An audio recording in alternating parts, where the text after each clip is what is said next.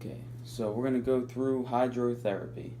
The experimental design that I chose is called a pragmatic randomized control trial of hydrotherapy and land exercises on overall well-being and quality of life in rheumatoid arthritis. Let's see.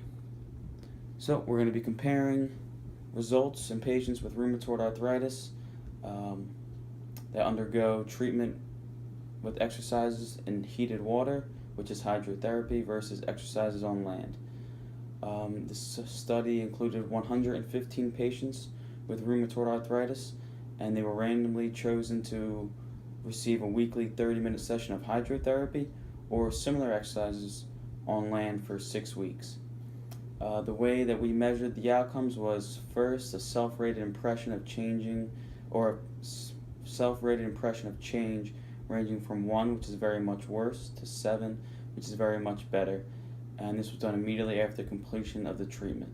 There was a few other secondary outcomes that were included, and this is the Euro Health related quality of life, the Euro Health status evaluation, the HAQ, which is a questionnaire, the 10-meter or the 10-meter walk time, and pain scores were also collected at baseline, after treatment, and as well as 3 months later.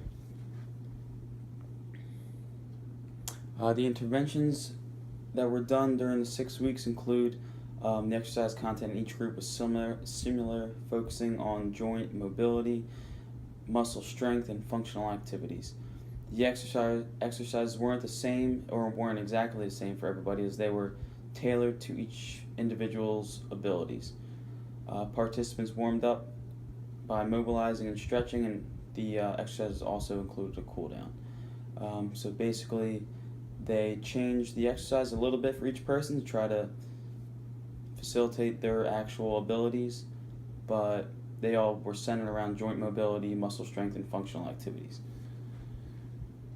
Let's see. The results, significantly more patients treated with hydrotherapy, 87%, 40 out of the 46 people that underwent hydrotherapy felt much better, or very much better, than the patients treated with land exercise, which were only 19 out of 40, so only 47.5%.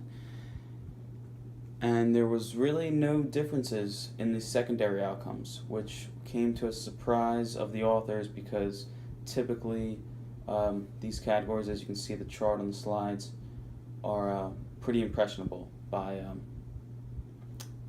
this treatment. So that was a bit of a surprise. Let's see. All right, discussions. The majority of the patients report feeling significantly better after hydrotherapy when compared to patients who perform land exercises. Like I said, the secondary outcomes not showing much changes were surprising, as these has shown in other studies to be highly responsive. Strengths of the study: same therapists were treated both groups. It was a transitional outcome measure that was used to assess, or used to determine the results.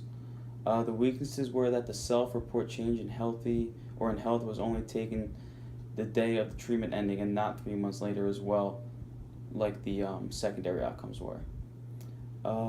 Application: how can we apply this to occupational therapy? The patients with the rheumatoid arthritis are reporting less pain and are overall more satisfied with the results of hydrotherapy. This indicates that they will be able to participate in functional activities, their roles, routines, and ultimately have a higher quality of life. Our plan of action: the patients reported a higher satisfactory immediately post their treatment. So you can use this prior to performing functional activities. You could perform tendon glides or range of motion or stretching prior to completing your functional activities, because this is going to reduce your pain. It's going to eventually make your hands or wrists increase their range of motion, as well as make them stronger. So all these are components of components of performance skills that are necessary to complete many performance tasks, to include in their roles and routines, so they can participate. And the ultimate conclusion of the study was that the patients who attend hospital clinics will report feeling better after receiving hydrotherapy as compared to receiving land exercise treatments, this being reported immediately post-treatment. It is still debatable whether we should put hydrotherapy facilities in hospitals, however.